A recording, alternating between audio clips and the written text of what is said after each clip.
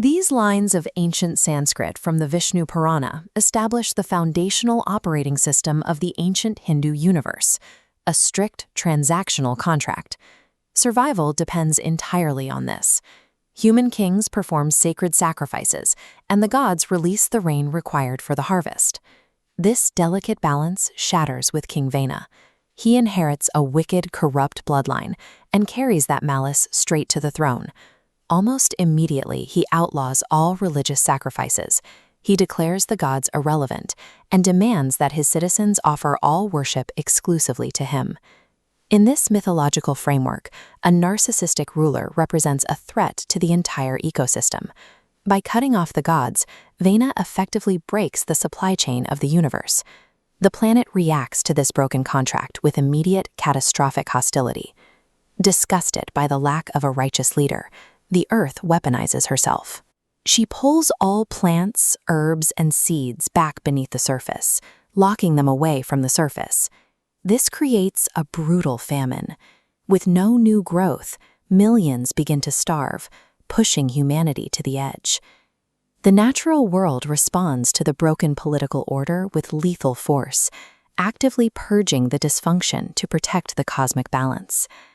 Watching the world starve, the great sages realize a tyrant who views himself as a god cannot be reasoned with.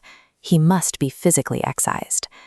They perform a specific, bloodless assassination. The sages chant mantras over blades of sacred kusha grass, turning them into mystical weapons that strike him dead without spilling a single drop of blood. This regicide creates a massive power vacuum. Without a sovereign to maintain order, the starving world spirals into violent anarchy, and robbers begin seizing what little property remains. The sages are trapped in a dilemma. They need a righteous king to restore the cosmic balance, but the only valid royal bloodline is childless and completely corrupted. Removing a corrupt system proves disastrous when no pure successor exists to fill the resulting void. The sages resort to a gruesome solution.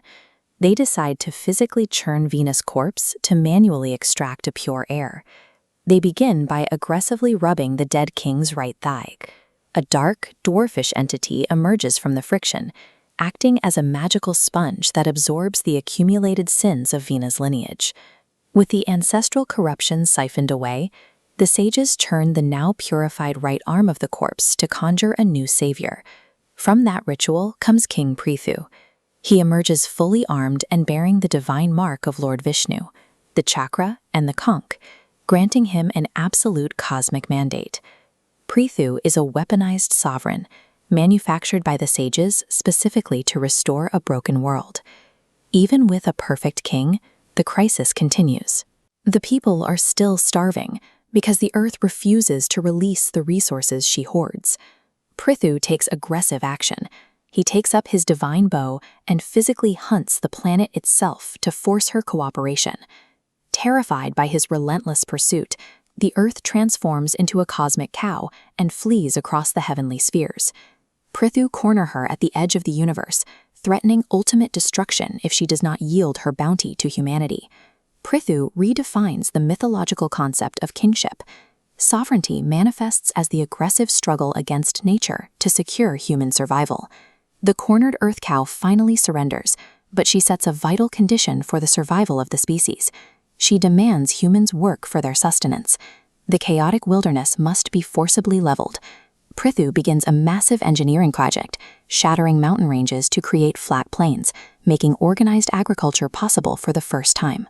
With the infrastructure in place, Prithu uses a divine figure as a calf to officially milk the earth, unleashing an era of unprecedented prosperity. The myth concludes with the earth taking a new name in the king's honor, Prithvi.